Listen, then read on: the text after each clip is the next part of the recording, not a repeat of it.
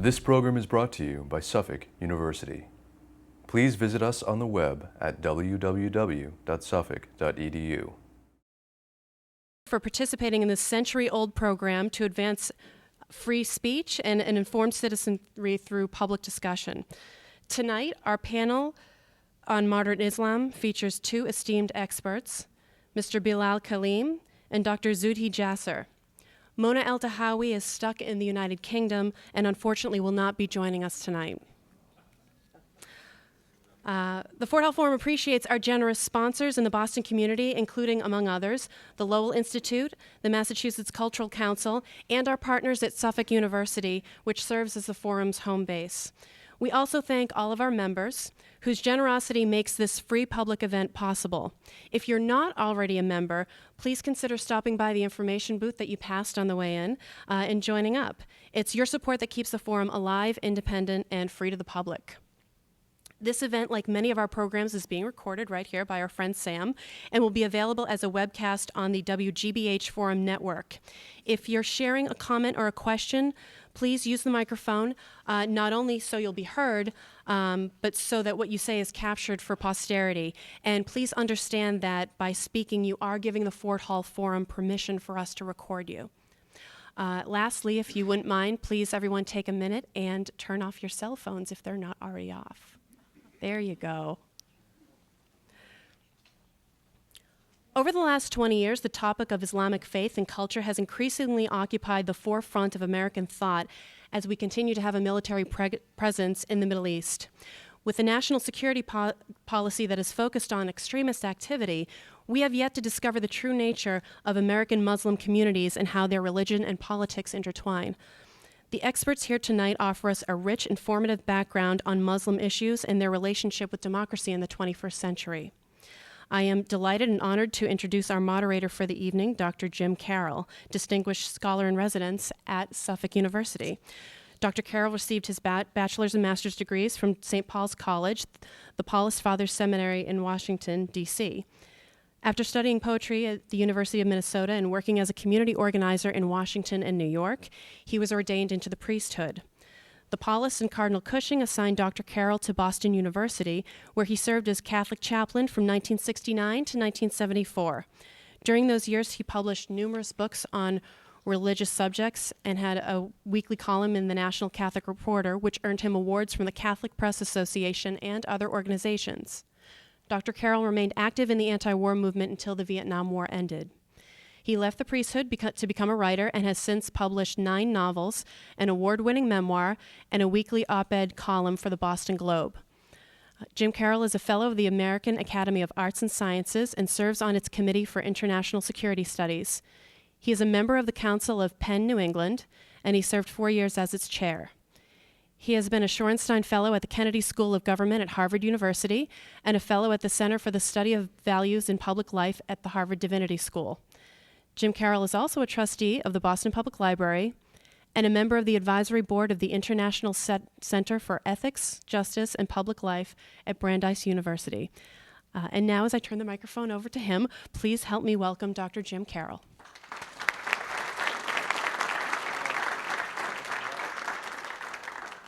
Thank you. Thank you so much, Jennifer. My mother would be so proud of your having promoted me to doctor, and I have to begin by claiming, with due modesty, the title Mr., but you can call me Jim. Please don't call me James, because that's what my mother called me when I was in trouble. I want to acknowledge the honor I feel to be with Dr. Jasser and Mr. Kaleem this evening. We are all on the lookout for opportunities to inform ourselves more fully and more respectfully about the glorious tradition of the House of Islam, and to have these two leaders of Islam in America with us this evening is a real privilege. I'm going to say something in general about my own personal hopes for this evening. But the first thing I need to acknowledge, of course, is that I'm no expert on Islam. I'm with you here to learn. I actually do have a certain expertise in the American Catholic experience, and I'd like to draw an analogy as a way of setting our discussion. America encounters Islam. Islam encounters America. Perhaps I could suggest those brackets for the discussion that's more formally entitled Modern Islam, Engaging Questions of Faith, Fanatics, Democracy, and Reform. It matters enormously that this conversation is taking place in America, and I'm sure that that will be a point of reference for both of our speakers. The Catholic experience is very dramatic because Roman Catholicism has been transformed by its encounter with America. 100 years ago, well, hello, when I was a boy, which is most of 100 years ago, but it's not 100 years ago, the Roman Catholic Church was still very much a pre-modern, pre-Enlightenment, medieval institution. The watchword of our life as Catholics was, no salvation outside the church. That is to say, we're better than you. The world is divided between the good and the wicked, and we're the good. And you will know it when you spend the rest of eternity in a lake of eternal fire. No salvation outside the church. I had my first experience of theology when I was 10 years old, because that understanding of my place in the world and in eternity, even while it offered a certain consolation, an Irish consolation against the British, even while it offered a certain consolation, it terrified me, especially because the two people I cared most about outside of my own immediate family were Dickie Babb on one side of us and Peter Sisman on the other. Dickie was a Protestant. I knew that because he went to what we call the Protestant school, also known as the public school to other people. And Peter Sisman went to the Protestant school also, although I knew he was a Jew. All I knew about Jews was they had killed our Lord. But I also knew that Peter and Dickie were going to spend all eternity in a lake of burning fire. And it was an anguish that kept me awake in the middle of the night. So when I went to school one day and the Monsignor came into our classroom and told us that the Archbishop of Boston had excommunicated a priest for preaching on the Boston Common, not blocks from here, the doctrine, no salvation outside the church, he excommunicated him. The Monsignor told us this. I remember rushing home and saying to my mother, Mom, they excommunicated a priest for teaching no salvation outside the church. My mother said, I heard. I said, I thought that's what we believed. She said, it was. I said, what do we believe now? She said, we believe live and let live. And actually, 1953, that was a foretaste of the Second Vatican Council, where that was officially proclaimed. Father Feeney was the name of that priest, and he appealed his excommunication to Rome, knowing that Rome had to back him up, not the Archbishop. And Rome shocked the Catholic world. This is why I remember it, when it supported the excommunication, although on a technicality, that Feeney had disobeyed an order. It took no position on the doctrinal question. That came 10 years later. But the doctrine changed. Why? The Archbishop's name, he hired me as a Catholic chaplain at Boston University, was Richard Cushing. And he understood that that doctrine had to yield before something else, which was an American experience of rubbing elbows with people who believe differently. And when one absolute truth rubs elbows with another absolute truth, they both begin to be understood in less absolute terms. As it happened, Archbishop Cushing's sister Dolly, who was an MTA token taker, was married to a fellow by the name of Dick Pearlstein, who with his brother ran the shop, the men's clothing shop they had inherited from their dad, whose name was Louis. And from Louis', which in those days was on Boylston Street, they used to walk into the Boston Common and they heard what Father Feeney was preaching, especially about Jews. He would have happily included Muslims at the time, but his world was not large enough. No salvation outside the church. Jews, Muslims, all Protestants, especially Catholics who are in the state of mortal sin, who are not obedient to the Pope, who think for themselves. The lake of fire, you could feel it. changed. Why? Because America enabled Catholics to rub elbows in intimate ways, even to marry them with people who believe differently.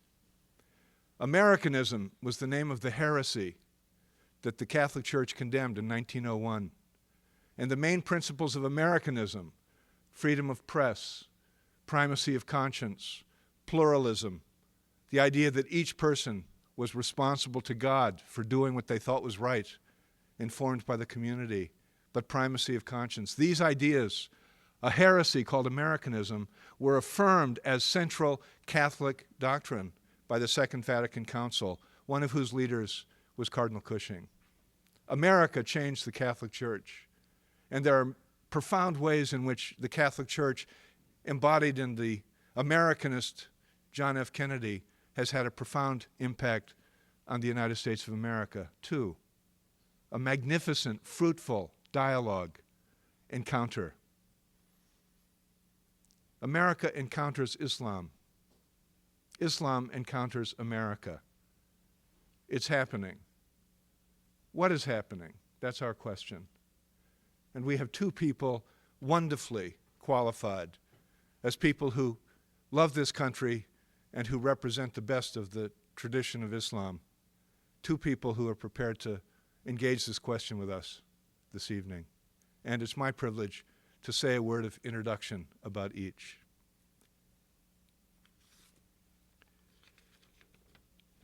Dr. Zuhdi Jasser. Dr. Jasser is the president of the American Islamic Forum for Democracy, a think tank and activist Muslim organization which provides a platform for an American Muslim movement to separate spiritual Islam from the political. He is also a former U.S. Navy lieutenant commander and a respected physician currently in private practice specializing in internal medicine and nuclear cardiology.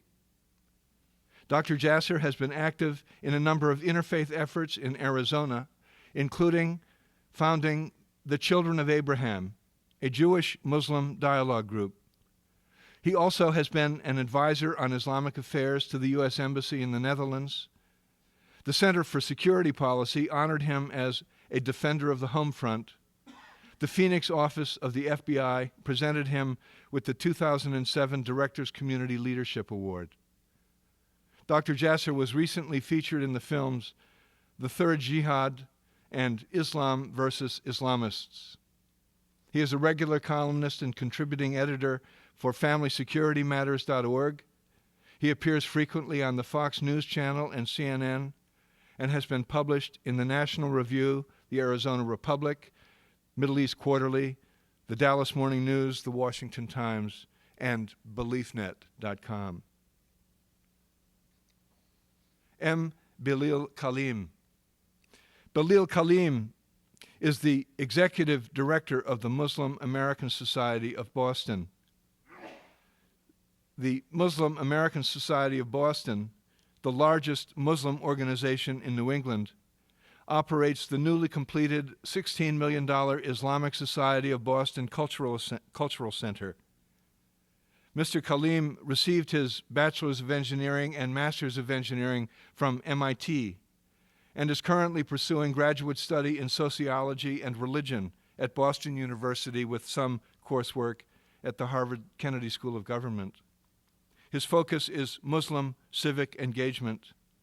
He also serves on the board of the Greater Boston Interfaith Organization, the Massachusetts Immigration and Refugee Advocacy Coalition, and the Center for Jewish-Muslim Relations.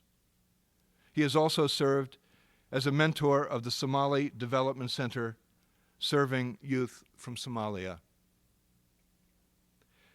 Mr. Kaleem will speak first for 15 or so minutes, and he'll be followed by Dr. Jasser. And then the two of them, with my help, will engage in a brief conversation, and then we'll have a conversation with the room. So first, Mr. Kaleem.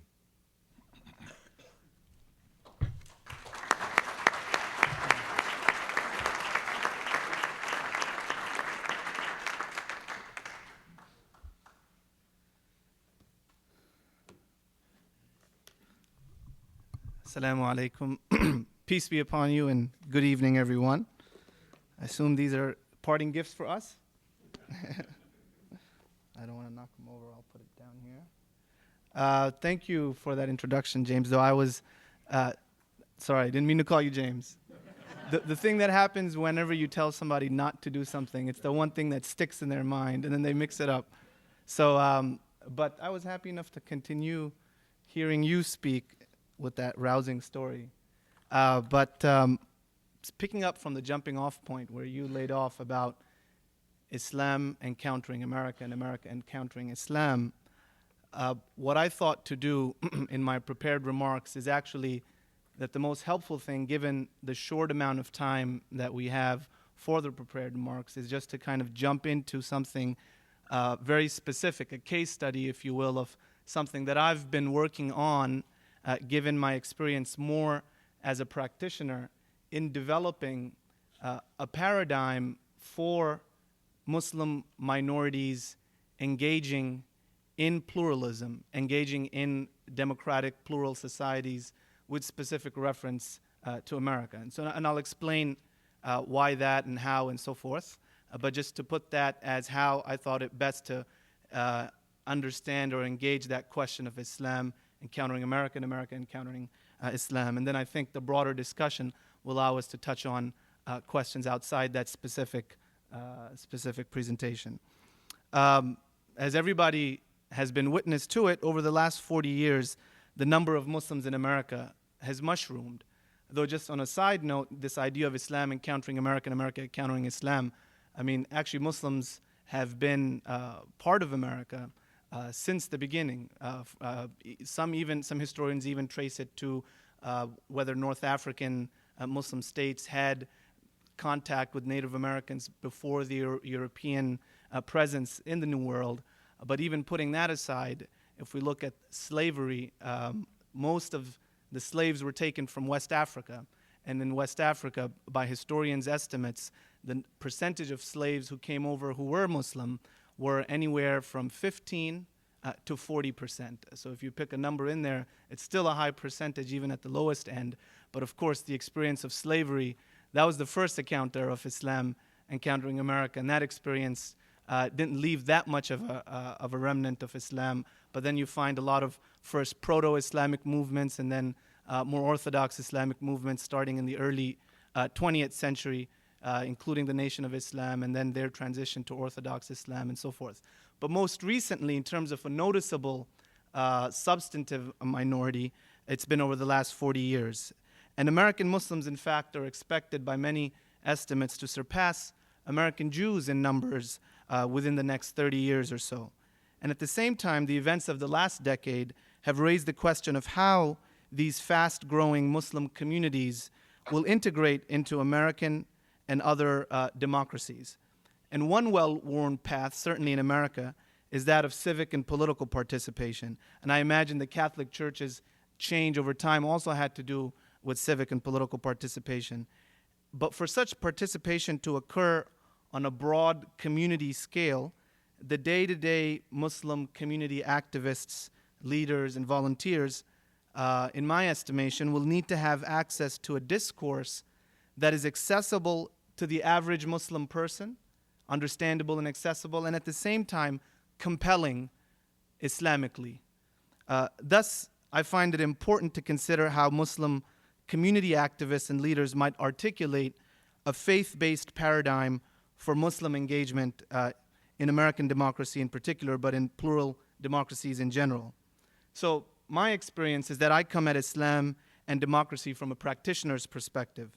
As a community organizer and as an organizational leader, I currently direct, as Jim mentioned, the largest Muslim organization in New England with almost 1,000 members, over 150 regular volunteers, serving about 12,000 people annually. And what we've done there, what my experience has been over the last 4 years, is work to bring parts of the Muslim communities that we work with into substantive relationships with interfaith, academic, civic, and political leaders.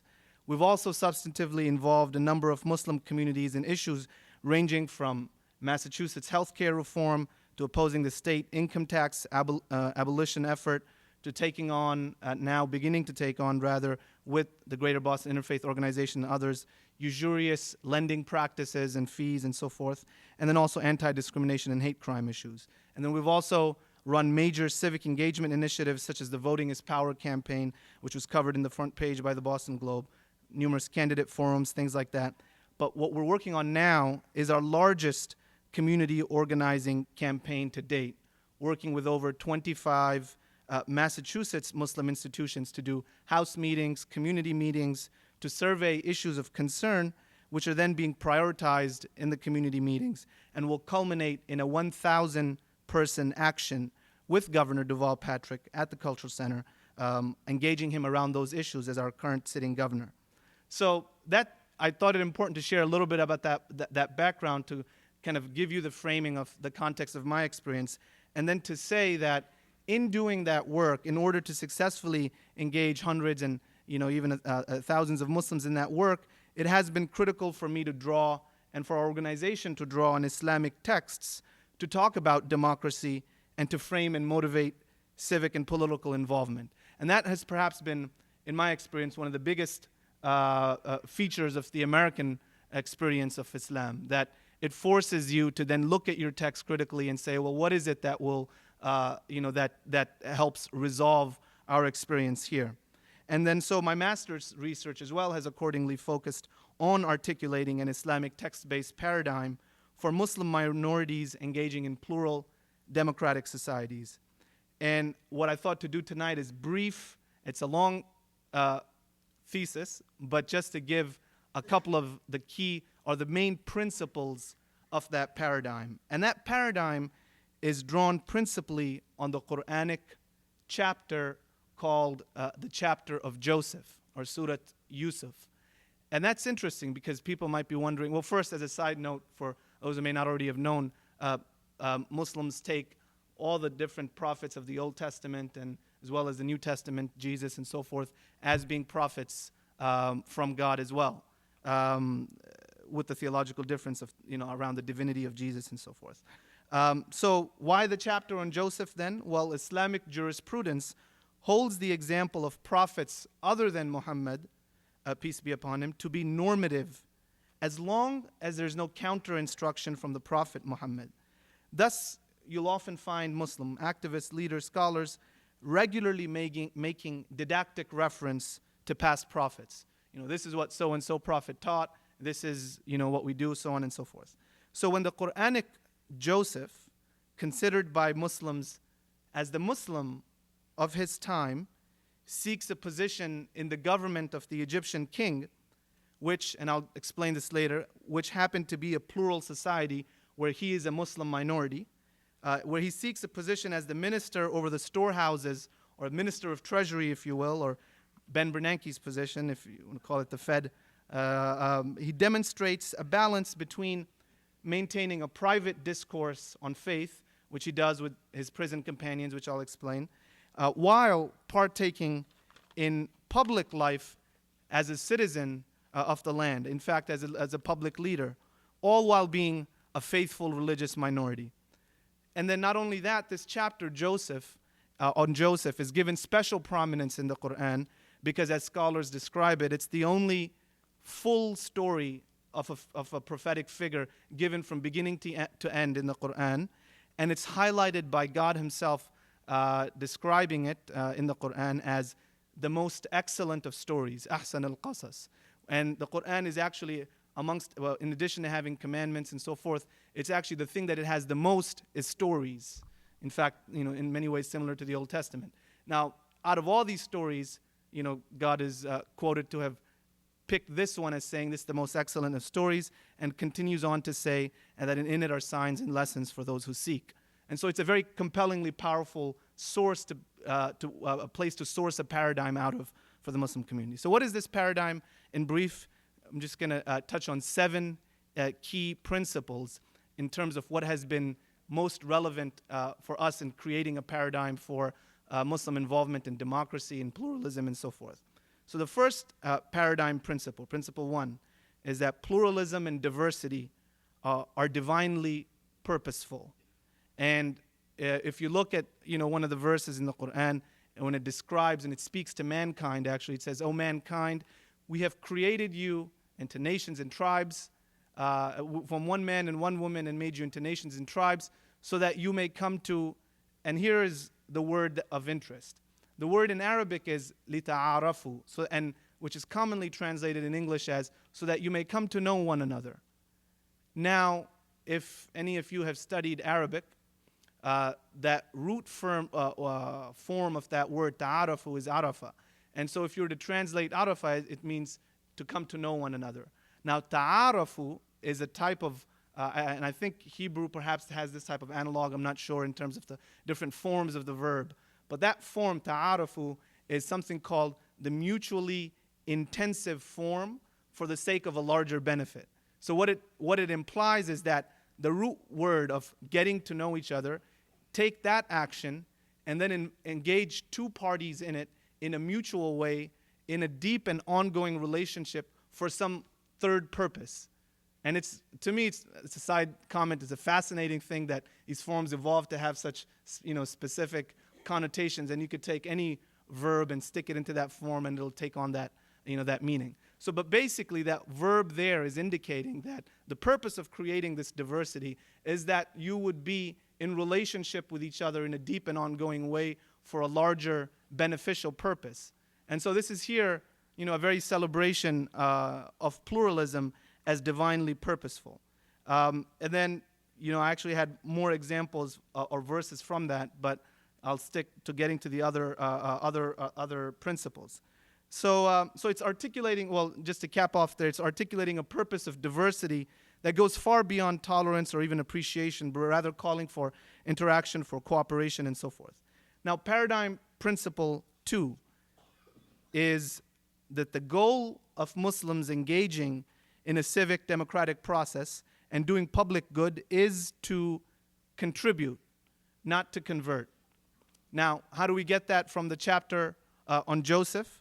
Well, Joseph, who's an example of a normative example of a Muslim minority in a plural land, is that in prison. Now, God often in the Quran, when He describes different prophets, talks about calling them to belief in God and so on and so forth. And then usually there's an outcome given that, and then so on, he was successful or he wasn't, or these people believed or they didn't, or they were punished or not, and as any scripture would have. But interestingly enough, on the Quranic chapter of Joseph, without rehashing the details of the story of Joseph, because I think there's an analog in Jewish and Christian the narrative as well on Joseph, which was he was wrongfully imprisoned. But in the Muslim narrative, while in prison, he engages with his companions in prison, who are other prisoners who are there, and speaks to them about faith, and helps them with problems that they have. They come to him with issues, dreams that they've had, troubles that they're facing. He helps them, and he also engages with them around discussions of faith and belief in God. Now, interestingly enough, when he comes out of prison, which is another story, and he then seeks this position and helps his society and so on and so forth. Throughout all of this, going all the way to the end of the chapter on Joseph, God never shares whether, one, did his prison companions ever become Muslim, or did the society of Egypt ever become Muslim, or did people start to believe, or any of that. Almost as if to say that this is what Joseph did. He did talk about faith in his private capacity, and then he did do this large public good. But the doing of good was not conditioned upon his expectation that people would believe. In fact, not only that, it's not even important to know at the end did they believe or not. And and God doesn't share that information with them, or with us rather. Now, paradigm principle 3: strike a balance between privately discoursing on faith and being in a position of public leadership or public involvement. So Joseph's example is one that when he seeks his position of power and he's engaged by the king as a minister, and he's in this public position of leadership, he performs a lot of public services. He saves Egyptian society from famine, and not only Egyptian society, but the neighboring regions from famine. And yet, in so doing, we never find an example, or God certainly doesn't give an example, of him also speaking about faith when delivering his public duties.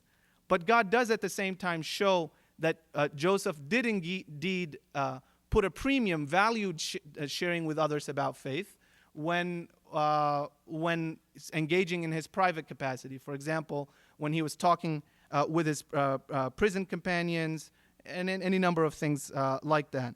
So basically showing that the two, being a faithful person, and this is what one thing I thought I'd mention here is, people are free to believe, whether Catholics, whether evangelical Christians, whether Muslims, whoever, on not agreeing on theologically with others, and then speaking their free mind about that in their private capacity, and then distinguishing that from their public role. And so that's the example that you see even given by Prophet Joseph as a normative example for Muslims. Now, the other example that you see, paradigm principle 4, is multiply your impact. Seek public involvement, seek public positions. So you see that use of Joseph, and this is, obviously now one thing follows from another. Joseph sought public office. He sought that type of public power and public influence.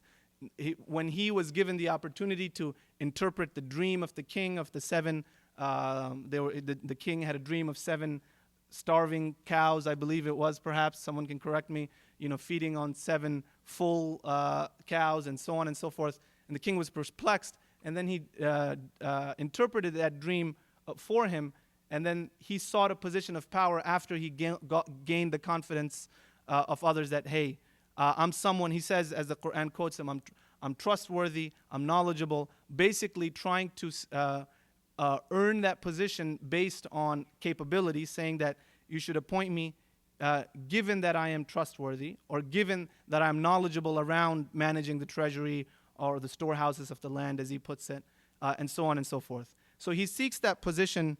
So the lesson there for Muslim civic engagement is that seeking public office is not only Islamically acceptable, but is recommended by prophetic example if it will increase your ability to make positive impact.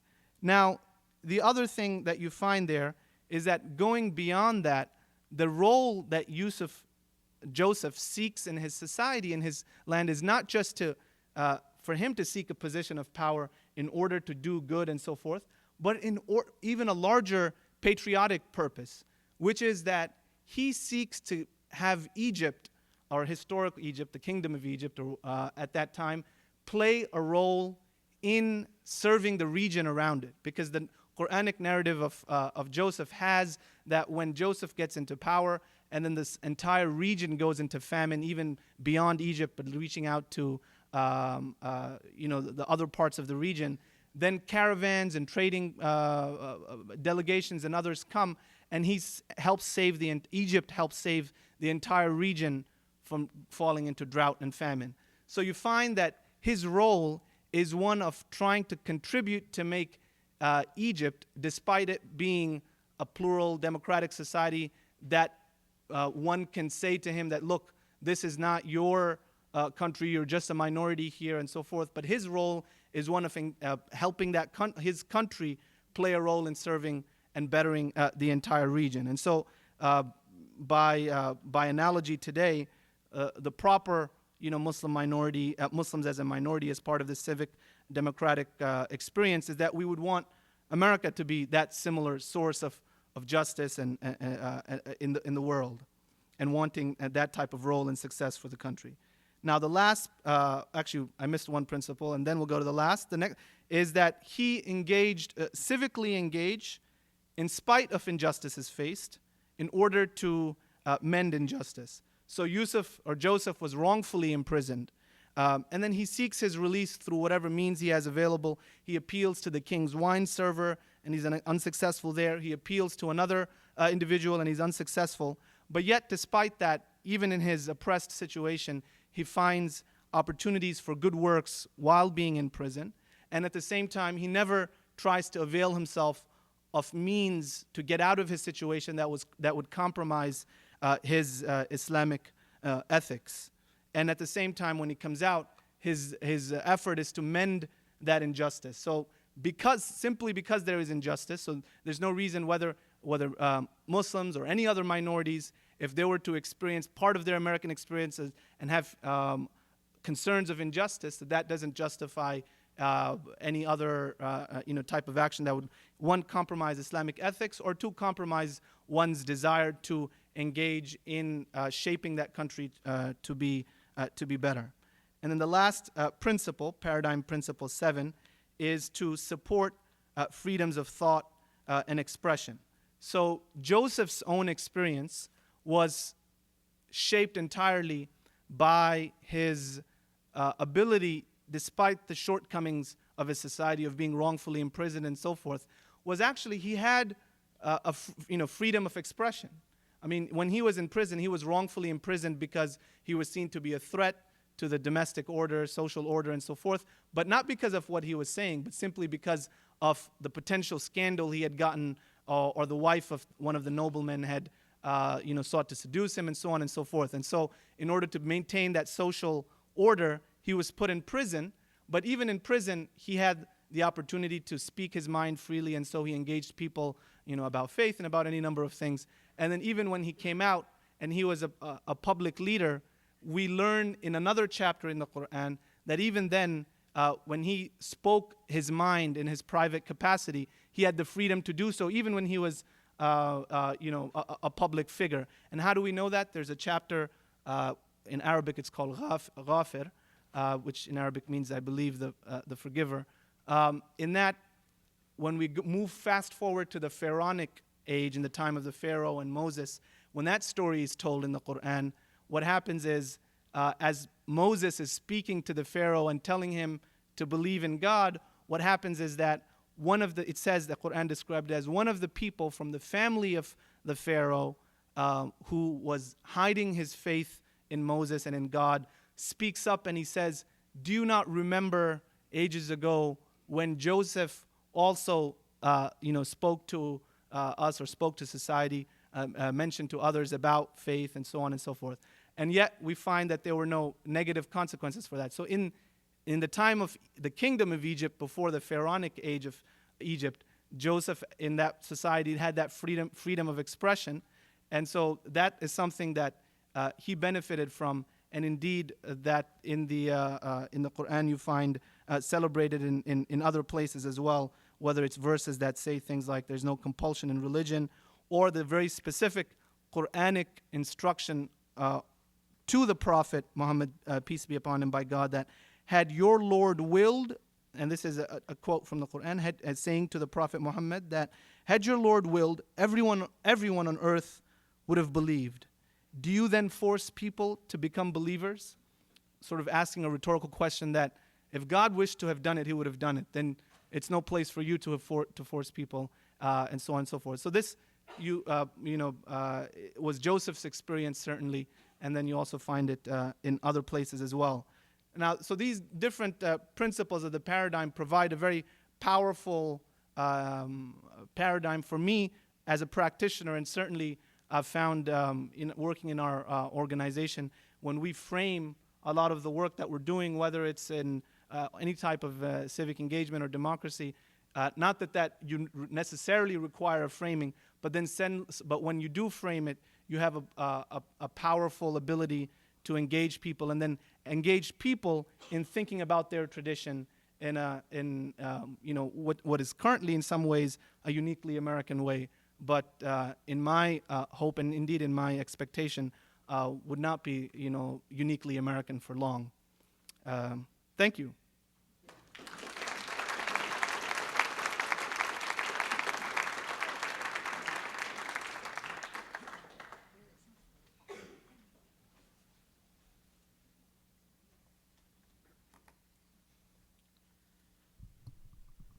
Thank you, Dr. Carroll and Bilal, and I'd like to thank the Ford Forum for putting this together and giving us the opportunity to have a discussion about what I think is one of the most important issues in the 21st century, which is there a modern Islam? The title is Modern Islam, but I think there should be a question mark after that, because that's really the debate that we're in.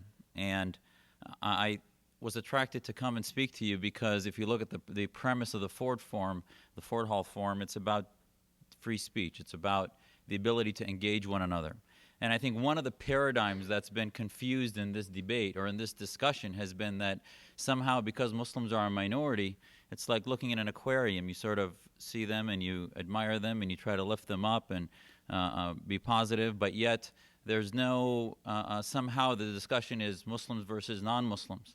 And I want to shake this up a bit and tell you that that whole paradigm is wrong. That actually you'll find that even though Bilal and I may share practice of faith, prayer 5 times a day, fasting, wanting to raise our kids in the tradition of the Prophet as far as morals and character, I would tell you that there's some vast differences in the way we view our faith and the way we view the House of Islam, as Dr. Carroll mentioned, in that I certainly, as a Muslim, teach my kids to submit, if you will, to God, and that ultimately, just as our nation is created as a nation under God, part of submission is doing everything you can, and then at the end of the day, there are bad things that happen to good people, and there's something we just can't change God's will. But on the other hand, I will never submit to the House of Islam. And that may be heresy, but I think part of what the West taught us is that we as individuals have a right to pick and choose our scholars, pick and choose our teachers. So while I may sit and recite the passage on Joseph to my children, there may be interpretations of that passage that I might differ significantly with Bilal on. And the issue today is, why are you here? What brought all of you, apparently, most of the audiences I go to are majority non-Muslim. Why are you here? What is the interest in Islam that is different from the pre-9/11 environment? And I think why we're here is because of fear of terrorism, because of national security. If national security wasn't an issue, if 2009 had not been the busiest year in threats upon the homeland and the busiest year of homegrown terror plots, I'm not sure that there'd even be the interest that we have. As wonderfully interfaith interest as there is, and as pluralistic as America is, at the end of the day, as many nations, we have our ethnocentricity about ourselves. But ultimately, we're interested in Islam and a modern Islam because the root cause of terrorism has some connection to theology. And I think the inability of organizations and individuals who are given a platform to come up and acknowledge the fact that while my Islam or Bilal's Islam may not be associated with terrorism, there are many groups, there are many ideologies that we may affiliate with or we don't counter that do not do the work that we need to do as Muslims. And I think that this problem cannot be solved by non-Muslims. I think that it's not us versus them, it's us versus us. And until we have a civil war of ideas, until we have an engagement to figure out, is there a modern Islam? And if there is, how do we get there? I don't think you're going to solve the homegrown terror problem. I think you're going to continue to wake up every day worried that whether there's another Christmas bomber, whether there's another plot as there was in North Carolina a few months ago, whether there's another, God forbid, Fort Hood. And I'll tell you, Fort Hood hit home like 9/11 for me, because I was a physician in the Navy, served for 11 years. I was on a military scholarship. If you look at the resume of Mr. Hassan, I can't even call him doctor, but if you look at his resume, it looks very similar to mine. And yet, he's the son of immigrants. What's the difference? The difference is the narrative. And the difference is some of the ideas that possibly his parents taught him about America, possibly what his environment, what satellite TV taught him about America, and that narrative was not countered. Tom Friedman had a very good op-ed in the New York Times in January that he talked about the narrative and said that one of the reasons we're losing the war of ideas is because nobody is countering the narrative in the public space. And that narrative is that somehow we are in a war as the West or as Americans against Islam and against Muslims, and that somehow Muslims need to collectivize themselves because they are threatened by the West.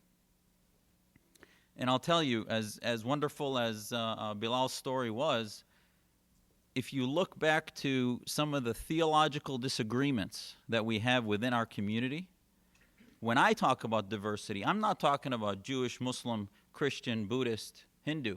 Diversity to me is The more important part that we need work on within the Muslim community is tolerating diversity within ourselves, which is Shia, Sufi, Ahmadiyya, Sunni, and then the various versions of Sunni.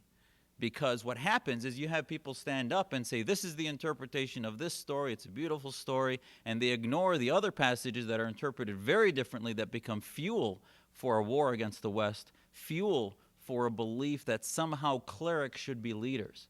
And while that story may certainly drive the impetus of why a Muslim should give to their community, there are some of us that don't look backwards, but rather look forward. And I think that's one of the main differences between Muslims that are part of the solution and Muslims that are part of the problem. And I'll tell you, as much as I believe in the Arabic scripture of the Quran was given to Muslims in 610 to 632 AD. And it was in the context of the time. And a lot of the discussion about Islam is, I think, unfortunately looks backwards without looking forward.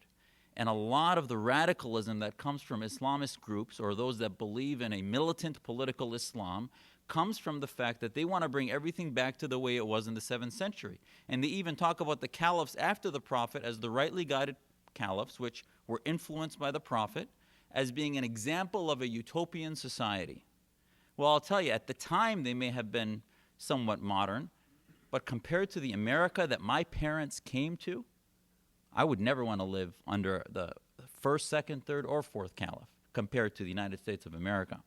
Because our country has an establishment clause, it has a constitution and a Bill of Rights, and these are the ideas that organizations like the Muslim American Society, mosques like ISB, our mosques in Phoenix, do not talk about. Actually, if you say that in the mosque, that I don't want to, and actually I taught Sunday school for many years.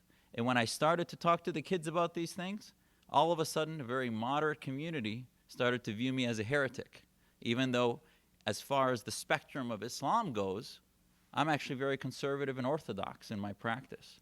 But the issue is the house of Islam believes that innovation, which in Arabic is interpreted as bid'ah, which the Wahhabis actually are the most extreme version of the prevention of innovation, believe that innovation is prohibited and they always look back. The more general type of those Muslims that look backwards are Salafis. Salaf in Arabic means those that want to imitate what it was at the time of the Prophet or the friends and the companions of the Prophet. So I would tell you that the way towards a modern Islam is to learn from history, but not to repeat history. To learn from the example of the Prophet as a moral leader, which is what I teach my children. But there was a glaring major problem with the Prophet at his time compared to America, which was he was not only a messenger of God, but he was also the head of state, and he was the military general of the community. So he wore 3 hats that today we separate in this country. And unfortunately, if you work with organizations that believe that they want to, in Muslim majority countries, put Sharia back into place, that means that those roles get mixed up. And what they do is they start creating a tendency of groups that collectivize Muslims to talk about engagement in healthcare policy and in income tax law and in many different things that I actually want nothing to do with when I go pray at my mosque. I have actually walked out of fundraisers for mosques where all of a sudden a fundraiser turned into a political speech about the policy, domestic or foreign policy. And as much as the response may be from the Muslim American Society and other groups that, well, there are other groups that do that, I might disagree with other faith groups that do that, but the bottom line is the historical context is very different. When you have groups collectivizing under faith, but yet when they go to Congress or the state legislature, arguing law based in reason, not based in scriptural exegesis, where every reasoned argument they have to find somewhere in the text that proves what they're saying is God's word, that's a very different method of argument. That's back to the time that canon law used to be argued in Europe.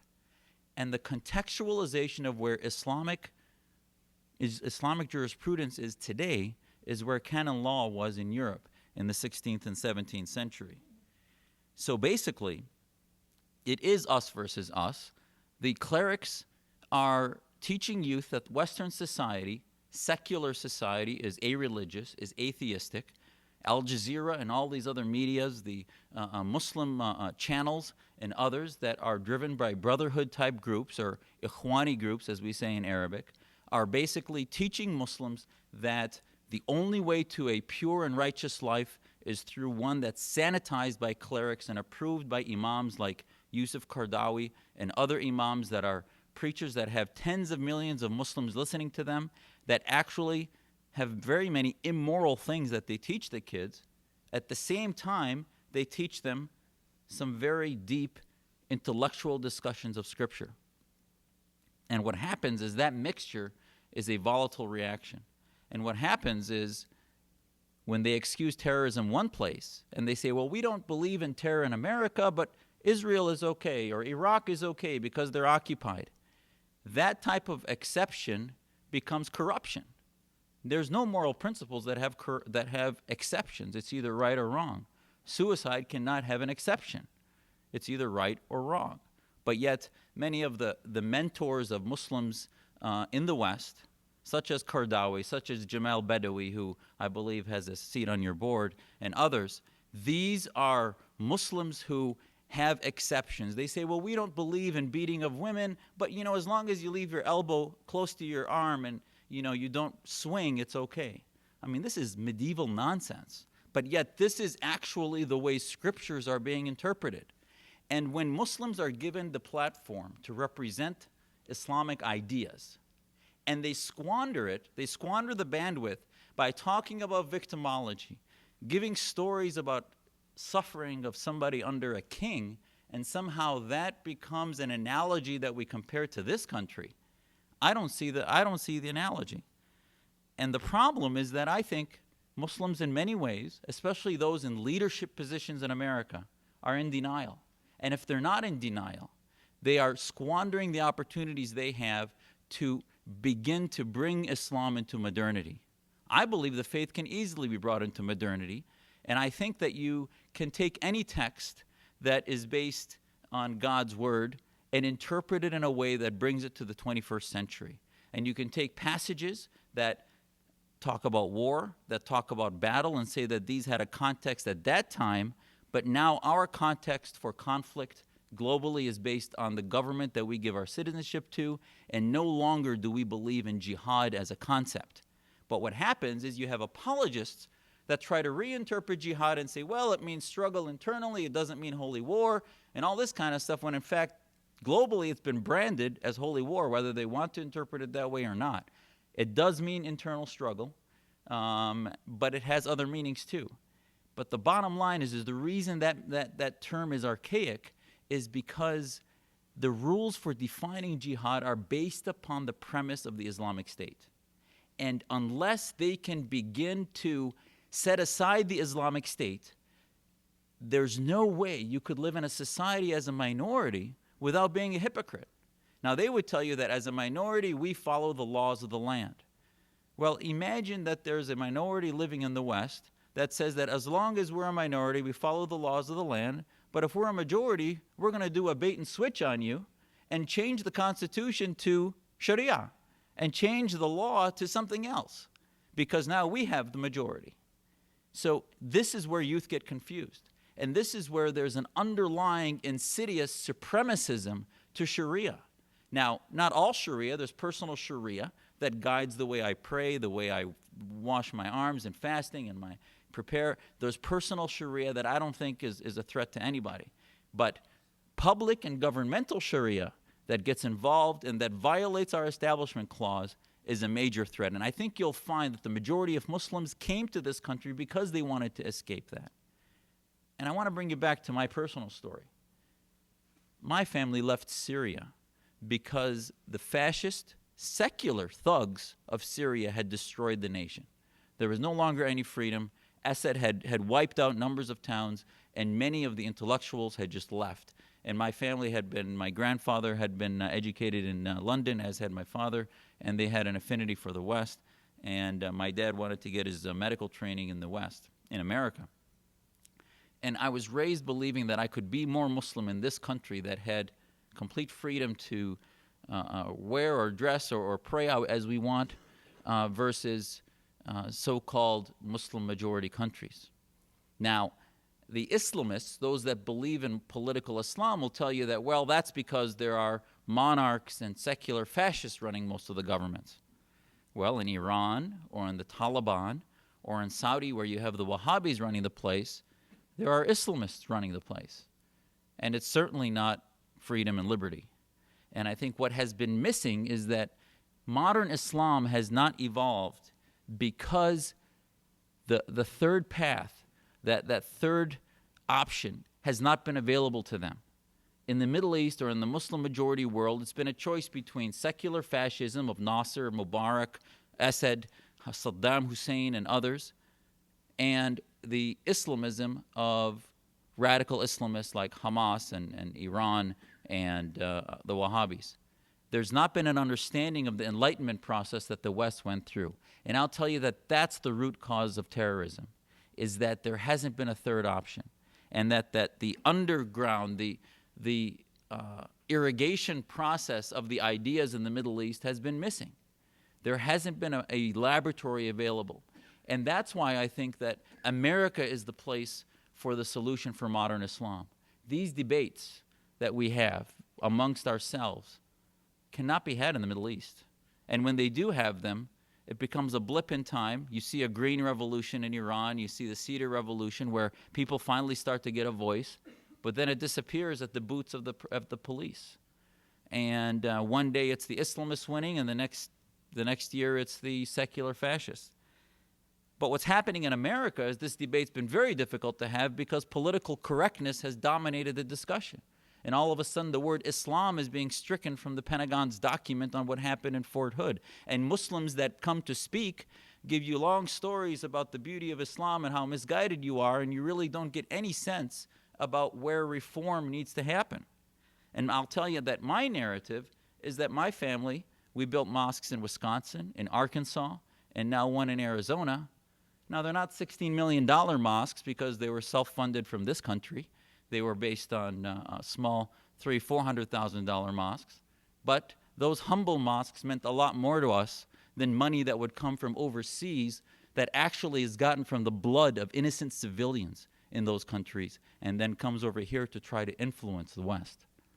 And I'll tell you that this is the battle that's raging, and what's happening is the mixture of our foreign diplomacy coddling the Saudi government, the Egyptian government. I mean, to see President Obama stand next to Mubarak, one of the thugs of the Middle East, and say that Al-Azhar as a beacon of learning, and not realize that most of the oppression of women and under the name of Islam was being done by imams trained at that university, is just folly. Now, I understand he's well-intended, trying to say that we are reaching out with mutual respect, and this is all good, but what's happening is you're marginalizing the people that are the solution to the problem. If you don't say the word Islam, and if the government becomes those that determine who are the good Muslims and the bad Muslims, we can't have that debate amongst each other. We can't innovate.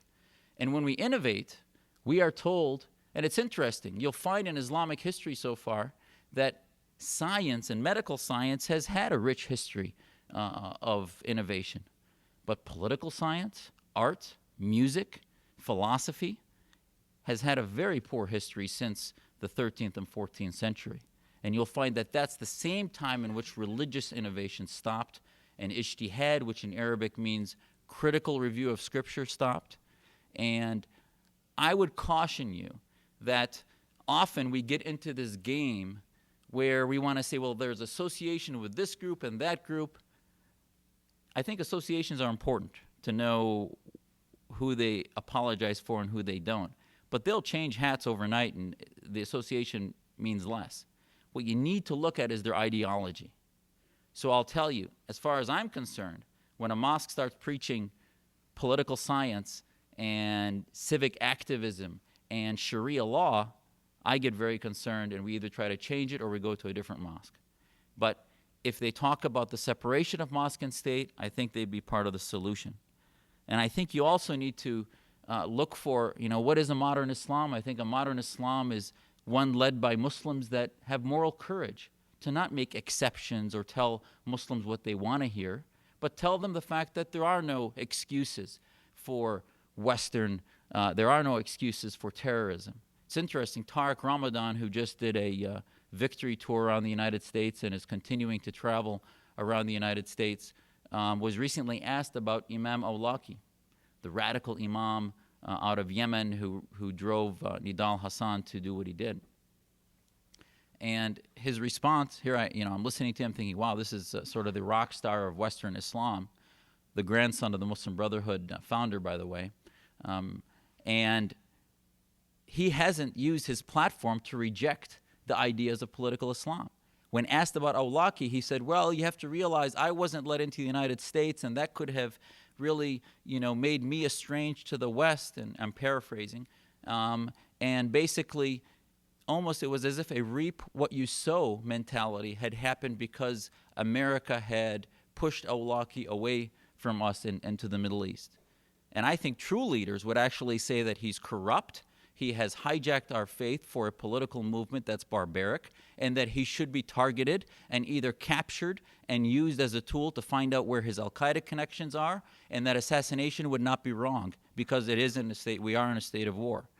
And now many may disagree with that, but I think if you're going to effect change in a modern Islam, we need leaders that can confront within the faith community people like that are driving our youth. And it's interesting, groups like MAS now and CARE and others after Fort Hood put up saying we are now going to have counter-radicalization programs, and we're going to have websites that drive Muslims away from the bad ones. That's not going to work. If you want to teach kids not to use drugs, you have to give them something else. And our organization, the American Islamic Forum for Democracy, the something else is an understanding of liberty. We are devout Muslims. We believe in our faith. We believe in the Quran. But the universe of our human engagement does not revolve around the Quran and Islam. The universe of our human engagement revolves around liberty and the First Amendment and the principles of Western Americanism. And I think until we can do the Brotherhood, developed organizations all over the world based on the spread of a simple booklet by Qutb called Milestones and other booklets that talked about the dominance of political Islam over the West and the recreation of the caliphate. What we need to do to counter that is to harness the resources of the West to create a Muslim liberty movement. And that's what AIFD is doing. We're creating a Muslim Liberty Project to begin to spread the ideas of Locke and Bastiat and Jefferson about religious freedom to counter political Islam so that Muslims can realize that the most pious Muslims are those that have a choice to wear miniskirts or not, to drink or not drink alcohol, to have a society that's completely open and not sanitized by the clerics. So don't be deceived by Muslims that come up and appear to be congenial and gentlemen and very polite, and yet when they go into the mosques, they're apologists. They say other things about terrorism. They blame the West. They don't take responsibility for the things that they're doing. And I think that it's very important that we look for Muslims that are going to look towards a modern Islam that are actually telling their followers and our community memes, new ideas that can begin to bring us into modernity where we can separate mosque and state. And that we understand that terror is simply a tactic and that there's a goal that these groups are seeking, and that they actually use their bandwidth to work against that goal. And they tell the Awlakis of the world that we don't want an Islamic state. We prefer an American state based in freedom and liberty where there's no establishment of any faith and Sharia can stay in the ivory towers of your Islamic universities. So with that, I hope we've addressed some of the issues. Thank you.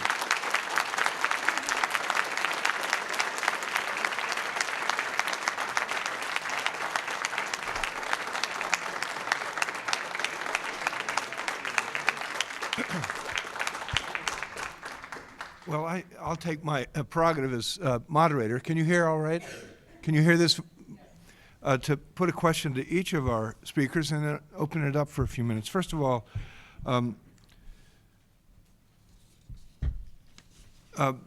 Mr. Kaleem, is there anything in what Dr. Jasser said that you would disagree with, or a different emphasis that you would offer in your, because as I listened to the two speeches and took careful notes from both, it struck me that the interpretation and response to modernity that was at the heart of what Dr. Jasser was calling for was actually demonstrated in some important way by the interpretation you offered of the story of the prophet Joseph. Nevertheless, I'm aware of an undercurrent, and I'd like to see if we can surface it a bit. What would you say? Well, I'd like to leave more time for the audience to engage, but I'll just remark on a couple of things. I think I would actually say that I probably agree with maybe 70% of what Dr. Jasser said, but a couple of points that I'd like to pull out to make a comment on. It would seem that Dr. Jasser himself, is not comfortable with having, whether it's political or social or other types of discourse in close quarters with spiritual discourse or in spiritual settings, and that's fine. And I think there's a lot of people who feel that way and don't want to keep the mosque part of their life or their spirituality separate from their politics, and more power to them. I think at the same time, one good thing about America as compared to European secularism is European secularism emphasizes the complete absence of religion in public life, while I think as Americans we're much more comfortable with expressions of faith, or even being forthcoming about what drives your attachment to particular values.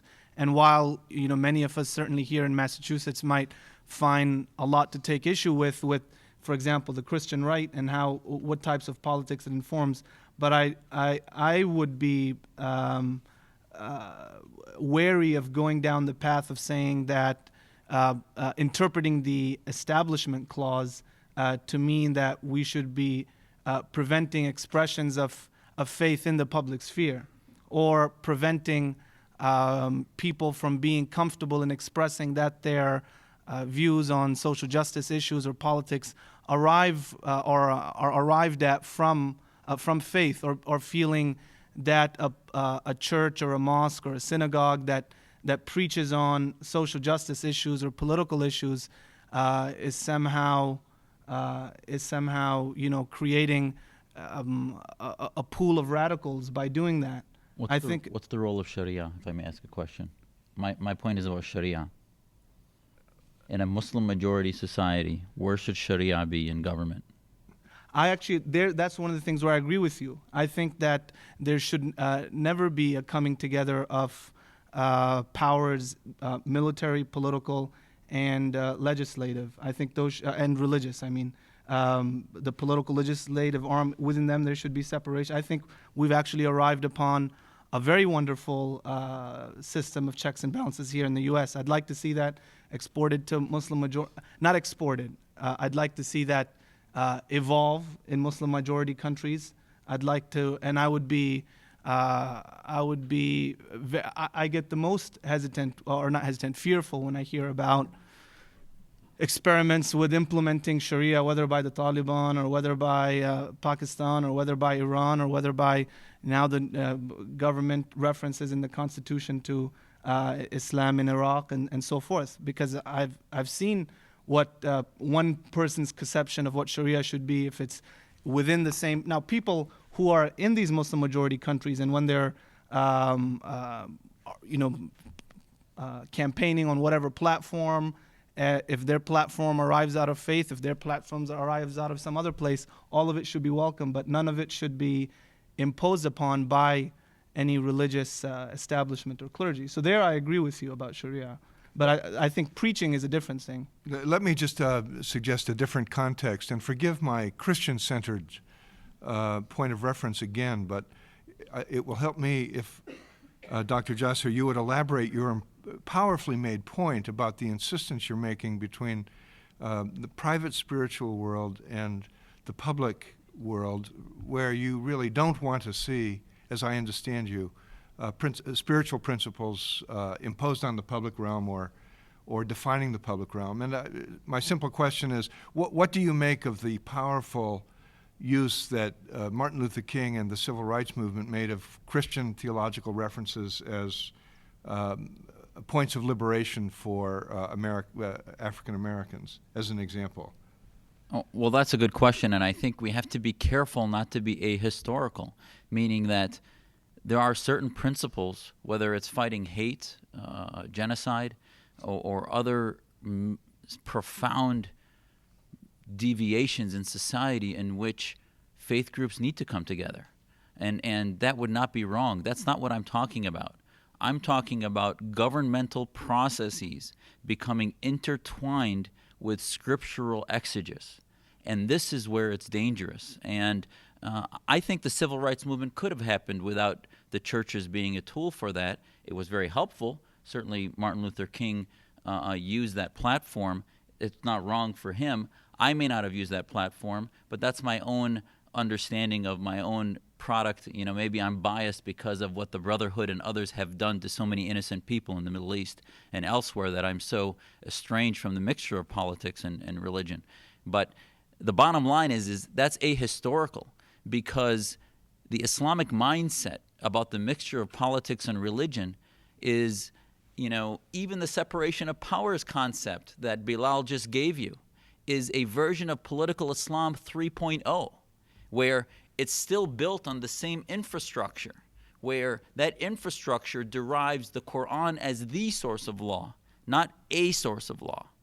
Very different mentality, number one. Number two is that law, when you talk, and when I talk to an imam, they basically don't care that I pray and read the Quran. They basically think I'm an atheist or an apostate, because I don't think Muslim majority countries, communities, like when the MAS has its meetings, do you guys call your board a Majlis Shura, a Shura council? No, we call it a board of directors. Okay. Most mosques, that's good. Most mosques call them Shura councils because they use the concept of consensus, which is Shura in Arabic, to say that, well, this is democratic. Well, we all know in Iran's a democracy.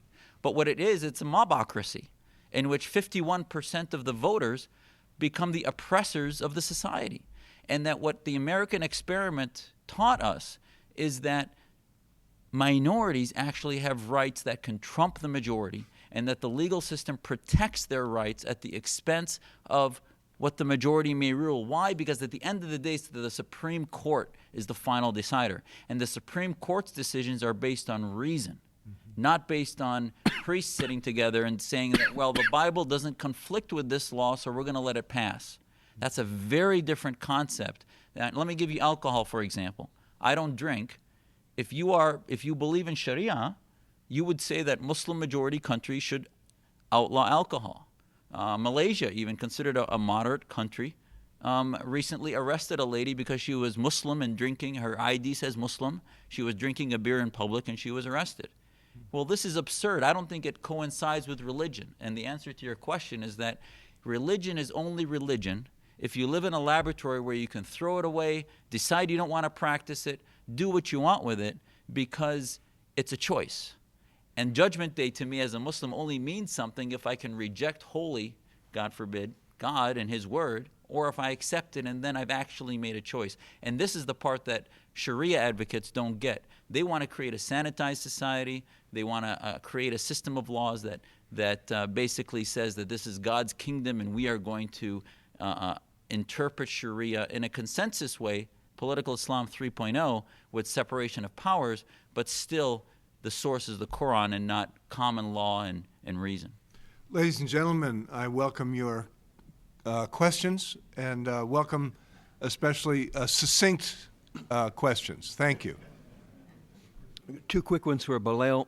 You mentioned that in the upcoming years, the Muslim population in America could well surpass the Jewish population.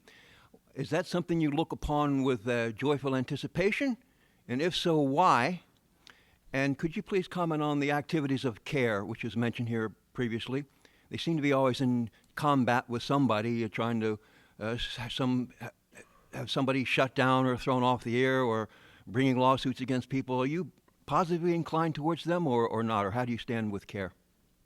I am, I guess, in some emotional way, if you will. It is good to see when there's more Muslims around, not because they're more than any particular group of people, whether Jews or otherwise. I just mentioned that as a reference because I found that an interesting statistic. But sure, I mean, if I were Hispanic and I happen to be living in Boston and there's a growing population of Hispanics, then it wouldn't be strange, not expected necessarily, but it wouldn't be strange if you feel happy that there's more Hispanics, but not because it's more than Episcopals or Jews or anybody else in that sense. About CARE, I can't comment very specifically on CARE, but what do I think about them being a very active, vocal watchdog organization? I kind of think of them as akin to the ADL in many ways, in terms of what they have set themselves out to do is really be a very vocal watchdog, and they do a lot of things that similar to what the ADL or others might do in terms of being very, by some people's estimation, overly sensitive about Islamophobia and other things like that. But I consider that part of their job. So I'm glad somebody is. I don't think every Muslim should be. And actually, that's another point that I really agree on there in terms of victimology for any group is a problematic thing. So I wouldn't want victimology to be the mindset of the average Muslim organization or the average Muslim person. But I think every minority community, at least the American experience has shows us, should have kind of a watchdog group that watches out for its rights. Well, I think his answer to that demonstrates the problem in that rather than see the moral inadequacies of an organization that claims to represent Muslims, he wants to see them as a civil rights group. A civil rights group would stick to just civil rights, even though most of what they do includes foreign policy, domestic policy. They branch into a ton of issues. They accept foreign money. It has been shown and documented that they've done that. So there's even a question whether their foreign agent status should be looked at. So there's a big concern I have with a group that hatched out of the Islamic Association of Palestine and actually did not find a constituency large enough and ended up focusing on Islamic civil rights, even though much of their status has been in question based on their identification in the Holy Land Foundation trial as one of the unindicted co-conspirators in that trial because they had information about the network of mosques and fundraising that's done around the United States. So as much as their intentions may be labeled as civil rights, they end up doing a number of things that I think is a liability to our community and not a benefit. Yes, ma'am. My question is also for Bilal. You spoke of social justice, and I've put heard the microphone right at your mouth, please. Sorry, Thank can you hear me better? Yes, thank you. Bilal, you spoke of social justice, and I've heard leaders in the Middle East refer to peace with justice, and it sounds like a buzzword to me. Mm-hmm. So my question to you is, in a pluralistic society such as America, do you believe Muslims should be treated as equal to other religions or superior? Equal. Okay, thank you. Thank you very much. Yes, sir. You'll forgive me, I'm terrible on names, so I'll just point, okay? This is Dr. Jasser. Yes, Dr. Jasser, I applaud much of what you say, and I agree that Bernard Lewis wrote a book, What Went Wrong, and this was the decline. It was the stop of advancement of the Ottoman Empire when they were at the gates of Vienna. And his argument was that they didn't keep up with the West, with Europe, and the progressive advancement of science and business and everything, that they were wedded to the past, to Wahhabi in Arabia, to the Quran, to principles that were old and archaic, and They Sir, if I may, that's actually a very useful context. Would you come to a question, please? Yeah, two questions. One is, I think one of the great problems is the mosque versus the people, a clerical-based politics and separation of church and state, or a clerical state. I think that's one great problem. Another thing from your superb presentation, sir, is all this idealism with Joseph and his talking and his equality with other people and his tolerance and all that. 1,500 years later, after Muhammad, Islam expanded and conquered half the world and converted them from a man, and this is the man that you talk about who was so tolerant. So let me just thank you for your questions and summarize briefly, maybe to each of you. Would you elaborate on the tension between church and state as it plays out between mosque and state? Yeah. Is that a fair? And then I'll ask you to elaborate on the impression that Islam spread through violence and coercion. I think that was implicit in the second part. Would you go? Yeah, I think there's two really important points that I hope you take home. One is that there's a context within Islam in which 7th century Earth did not have an example of a country like the U.S. It took Christendom 1,789 years to develop a nation based on an establishment clause. Islam was still in the as was the world in the 7th century. There was no other example, so that was the example it had. So its basis was a mixture, and it hadn't gone through the Enlightenment. And as he mentioned, Bernard Lewis talks about that very well, about the fact that that ascendancy stopped. Much of it has to do with the militancy of the Ottoman Empire and its suffocation of universities and actually the outlaw of the Arabic language, which basically froze intellectual thought. There used to be 4,000 schools of thought in Islam, and it whittled down to 12 and then down to 8. And so this was part of the problem. But that foundation put on top of it 20th century Muslim majority countries, which included secular fascist countries that basically told their populations that they had no freedom of speech. They were imprisoned, raped, murdered if they did anything against the government. But they had some freedom of speech. Where? In the mosques. They said you could talk about politics, and the politics you could talk about in the mosques were basically foreign policy. Egyptians could not talk about domestic issues, but they could talk about anti-Semitic, hate for Israel, hate for America. That was okay. But that was allowed only in the mosques. So slowly, over the past century, the mosques became a bastion of politics, and political Islam became the animal that the secular fascists created through Hamas and other groups as an example. And when they don't like them, they kill them. When they're helping them, they feed them. And Mubarak does that all the time with the Brotherhood. Sometimes he enables them, sometimes he imprisons them and kills them. Saudi did that with Al-Qaeda frequently too. And I draw attention to the fact that we have a number of questioners. We'll get to you all, so we'll all be succinct. Yeah. And I'd like to ask you to respond to the implication, if not a direct question. Was Islam spread in the first place by methods of coercion and oppression? Mm-hmm. I think many times it was spread by coercion, and many times it's spread naturally. I think the history of empires over the history intertwined with faith or not has been very similar across many ways. I mean, Christianity is the largest religion in the world. I mean, I doubt it happened through roses and gifts. Roses and gifts. It was roses and gifts, I promise you.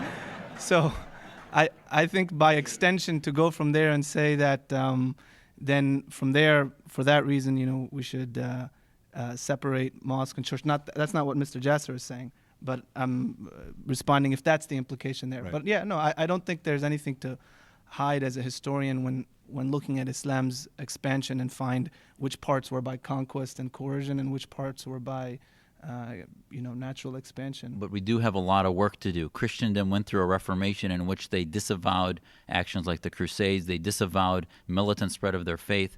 I still think that we are hard pressed to find leading imams. Qardawi himself calls the West the land of the contract versus the land of war and the land of Islam, meaning that it's not necessarily Islam yet. It's a contract because we're a minority, which means that they may change it if they become a majority. So we have a lot of work to do on that concept.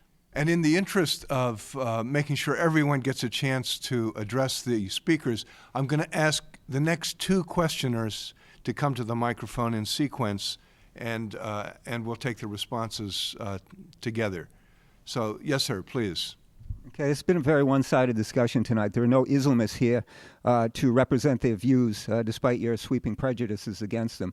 But as far as contradictions go, you don't believe in moral exceptions. The United States has supported Islamic extremists like Suharto in Indonesia, like the Shah of Iran, called the Mujahideen to Afghanistan to wage war against the Soviets. At the same time, the United States has attacked with its client apartheid state of Israel the democratically elected government of Palestine. Of course, would you come to a question, please? Yeah. So obviously, if you don't want to see these kind of exceptions, then the reform needs to start in the United States, and you need to face up to the fact that we ourselves are guilty of what we're accusing many Islamists either rightly or falsely of. Thank you. Thank you. And I'll ask you to state your question, please, as a question. Okay. This question is for Bilal. One of the 6 trustees of your $16 million center, Jamal Badawi, is on record for saying, he is in effect your boss, is on record saying, if you admit that God is the creator, then you also have to admit that he's the one who should govern. The establishment of the Islamic order, the establishment of the Islamic rule is mandatory. The evidence is quite overwhelming to the effect that you can't separate from the state in Islam. It's a totally alien idea. It has nothing to do with Islam at all. How do you reconcile what you told us today with the opinions of your, in fact, boss? So again, I'll ask you to begin perhaps with a response to the first questioner, and I'll ask you to respond to the second questioner, okay? Well, our mission of our organization is to fix our own problems within the Muslim community. I think to blame America as being all the problems in the world are America's, I would ask him to go to Muslim majority countries and live there and see what the Taliban did. There was no Americans pushing the sword of Talibans down the throats of other Muslims. I don't think that... I have actually been one of the most outspoken Muslims in the country criticizing our previous before 1989, our policies that actually one of the things I say is that every American should look in the mirror before they fill up their gas tank if they're worried about Wahhabism. So I completely believe, and I've been critical of this past however many administrations' support of the fact that our enemy's enemy is our friend. That is not always a good policy. It has created a lot of problems, and I do think the post-1989 environment has changed that, and I think one of the reasons why I, as a taxpayer, feel that the investment into Iraq is worth it is because we have to fix the problems that we caused by supporting a lot of those countries for as long as we did. And Mr. Kaleem, you have a direct question put to you. Sure. 2 parts. One, is he my boss? No, he's not my boss. Our board of directors, has 9 individuals, doesn't include him. He is on the board of trustees of the Islamic Society of Boston, which owns the Cultural Center, and we, the Muslim American Society, operate the Cultural Center fully on our own. Now, but regarding him, though, in fairness to him, if he did say that, I disagree with it. If he, whether he said it or not, I think the best way to talk about Jamal Badawi is to really look at his work, look at his writings, look at his teaching. He's a professor at, I believe, St. Mary's University, perhaps in Canada. A long time person who's been involved in interfaith work as well as Islamic teaching business, teaches business and management as well. But I think I think anyone who would look and judge his work and his teachings and his writing can come to their own conclusion about him. But as far as the ideas you expressed there, yeah, I would disagree with that. If the gist of the idea is that coming back to Sharia and Islamic law being established in a Muslim majority society and so forth. So is the Muslim American Society doing a lot of work to teach Muslims that if they are 99% of the population, that the Islamic State is dead? Have you guys written that? No, we haven't written that. Oh, That's so, like so how do we believe you? You're just deflecting this question, but yet there's no positive work, one sentence in any of the Muslim American Society's works or pledges that says that you disavow the Islamic State.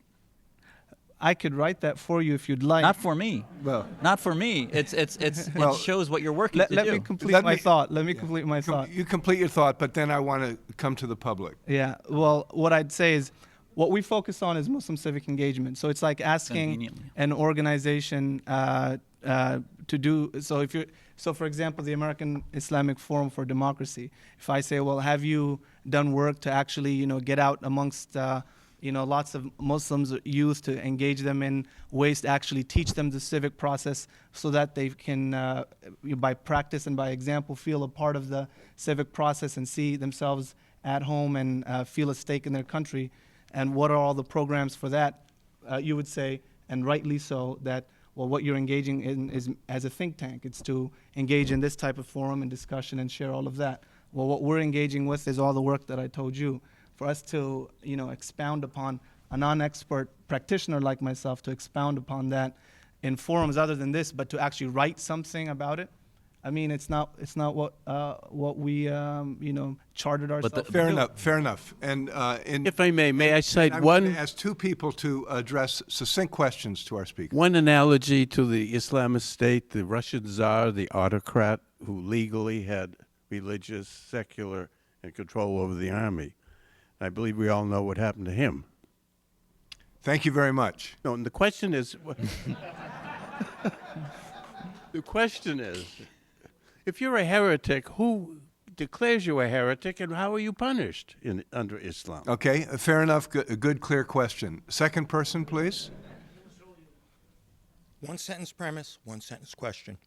I have been astounded throughout this debate how American the assimilation that both Muslim friends have described. My question is this, after reflecting on it, Dr. Jasser brought up the principles that America was correctly formed on the principles of Jean-Jacques Rousseau, Thomas Jefferson. I see a dichotomy here in this question for all three of you. Those men's principles were in essence based, for the first time in history, that men could be governed by reason, could control their own lives. As a Catholic, as a Muslim, Jewish, Protestant brothers. We, in essence, do not believe that there's a dichotomy. We believe we have to look to something outside ourselves, that I am not capable of living that way. So, how do we resolve that dichotomy is the question. Thank you. All three of you. Thank you.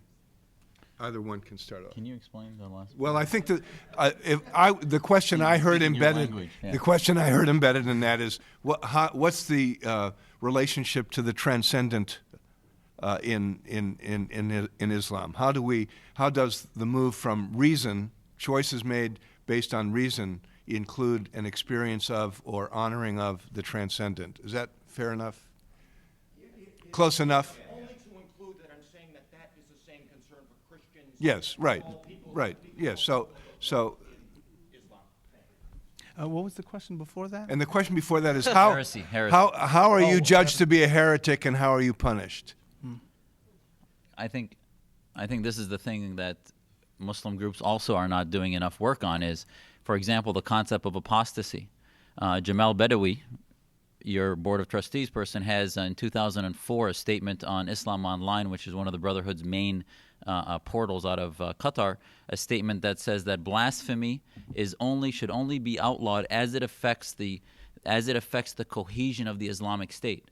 So therefore, any criticism of Islam, he says you shouldn't do anything in the West because Muslims are a minority. But basically he's saying that if Muslims are a majority, you can start to control these things because they feel that criticizing the faith weakens he compares it to treason. And I think this is where the problem of reform and looking backwards is so problematic as far as many of the so-called Islamic leaders. And the bigger concept of heresy looks to, in Arabic, what's called takfir. The takfiris are those that, in Arabic, takfir means to say that somebody else did kufr or has rejected God. And takfiris are those that determine that, like Bin Laden is a takfiri. He says that moderate Muslims, non-Muslims, these are all kuffar, and they basically should be killed because they're atheists. And the Amman Declaration actually was a significant declaration that looked and said that takfir is forbidden. Why? Because Islam doesn't have a church. There's no communication or excommunication, and it negates free choice in religion. And I think this is one of the main things we should see Muslim groups work at, is that there's subtle takfir, which is all of a sudden Muslims that have unique, innovative ideas get marginalized. They get shunned. They get looked upon as not part of the tribe. There's a tribalism. And a lot of Western Reformation looked at recognizing individual ideas and lifting it up, even though the majority may disagree with it. And I think that's one of the things, that we don't have a church to declare heresy, but there is significant pressure within the community to dispense with heretics. And yeah. a comment. I think that's a good assessment, and I think it is one of the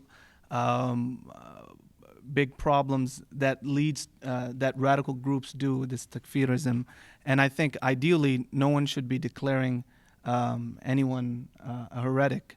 So I mean, I'll leave it at that. The second question, which was on the transcendental and so forth, I mean, what I took from it is, and I'll relate it to something that Professor Noah Feldman at Harvard Law School talks about in terms of this struggle between church and state, and how those of us who feel that there's something outside ourselves that drives us towards certain values, and incorporating that now in our public life, given we're in a plural society where we all celebrate the disestablishment of religion, is he sets up a paradigm of legal secularists versus values evangelicals.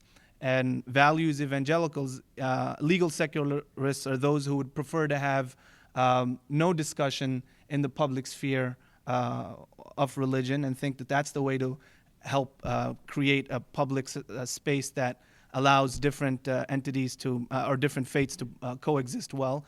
And values evangelicals want to have the right to expound based on values that exist in and of themselves within themselves, whether by way of Christian values or Muslim values or Jewish values or Buddhist values or what have you. And he says that basically, I mean, if you let this thing play itself out, as long as that the anti-establishment clause is there, it doesn't matter which way people come at it, because you're only going to end up convincing by way of reason to those who don't subscribe to the same values. So it's not something to get worked up over. If it works to preach in the church on politics, but when you come out and engage, if only those who you're going to convince are other Christians of the same sect, then anyway you're going to move forward from that discourse. And so it's not something that we get wrapped up in circles. I mean, it's a more sophisticated argument than that he makes, but it's kind of a layman's rendition. Gentlemen, we are. And sorry. Am I on? We are just a little bit over time, so if we could take these last couple of questions and then wrap up, that'd be great. Thank you. Go ahead. My question is to the doctor. Just a question. If everybody doesn't know, like the Quran has one version only. So the Quran I read here in my home in Boston is the same Quran. People read in Saudi Arabia, just one version.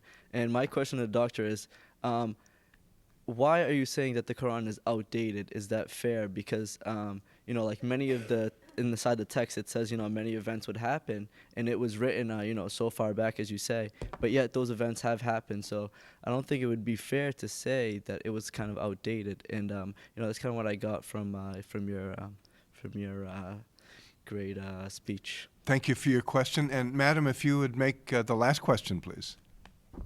Thank you.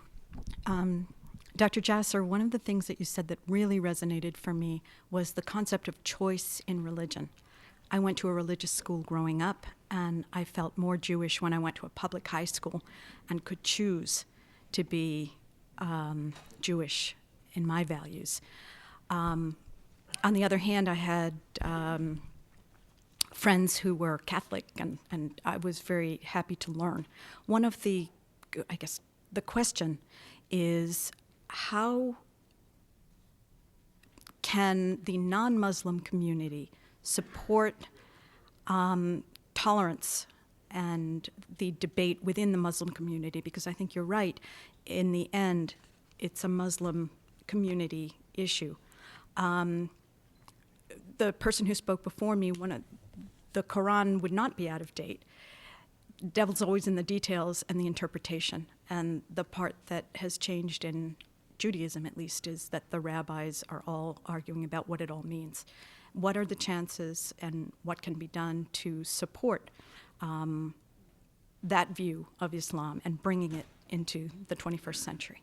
So both questions directed to you, Dr. Jasser, and then I'll invite Mr. Kaleem to say a last word. Thank you. I'm glad the Muslim gentleman asked the question, because I would never want to be misinterpreted that the Arabic Quran is outdated, all of it. I will say that there are passages, and what I was talking about is certain passages that refer to battles that happened at the time, need to be put in context, and that they were relevant in the 7th century and are no longer relevant now. And you can't start looking at battles based between religious communities and trying to extrapolate that into today's world. And this is one of my problems when Muslims talk about increasing number of Muslims and da'wah, which in Arabic means, they interpret benign as being education, but it actually means evangelism. That process, I don't really, I believe in my faith, and I dream of my children practicing Islam strongly, but I think we're beyond that in this world today. I think that if people want to learn about faith, they can. It's not my mandate to go around evangelizing Islam. This is no longer necessary. I think that there are a lot of resources for people to do that. So there are things that we need to look forward to, but I do believe, I am taught, and I do believe that the Arabic scripture is God's word to the comma, and that the only thing you'll find that all Muslims agree on is the fact that the Arabic scripture is God's word. Lastly, about choice in Islam, her question gives me the opportunity to, there were some cards we put on some of your chairs, if you could fill them out and communicate with us and give us sort of feedback about where we can work together and build networks of change to try to bring these ideas to Muslims you know, to Muslims you may be in contact with, to business community, government, to universities, because this is a movement that has to happen from within. And it can only happen within if the Muslims that are sort of in the woodwork, in the business community, in the law and medical community, that don't go to mosque all the time, that aren't part of the lowest hanging fruit where you look up Islam in the yellow pages and you find them, but they're actually more in the community, those Muslims we'd like to connect with, and please do that, because that's how you need to give us a platform to have these debates, and we really appreciate it.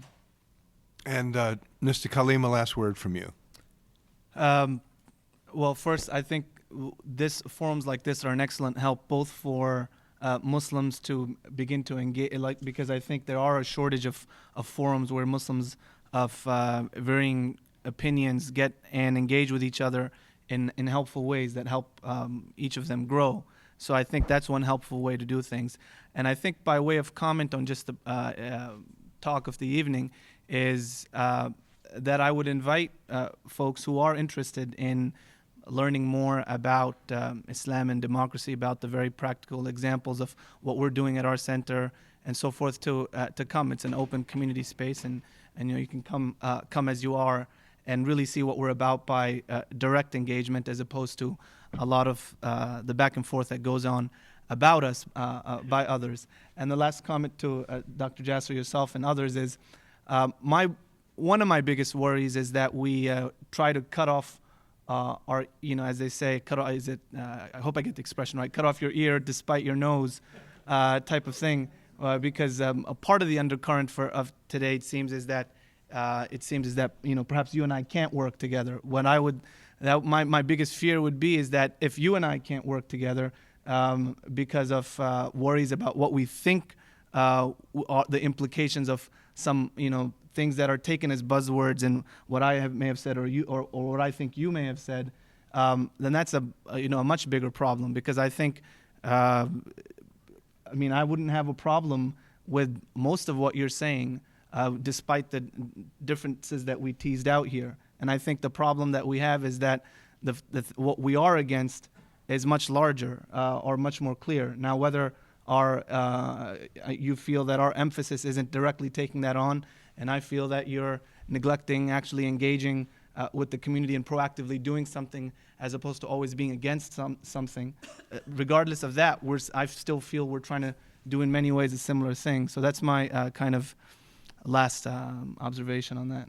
And I will sum up by saying that we began by asking, how does America encounter Islam, Islam encounter America? We've had a really magnificent answer to both questions with this stirring, intelligent, civil, and quite pointed conversation. I want to conclude by thanking Jennifer Bernardi for organizing this event and saluting the people at the Ford Hall Forum for maintaining the great tradition of this lecture series. And ladies and gentlemen, thank you very much for being here tonight.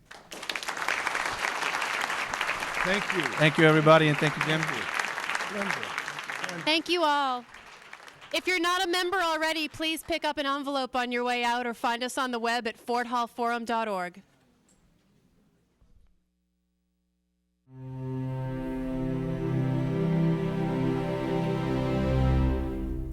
This preceding program was brought to you by Suffolk University.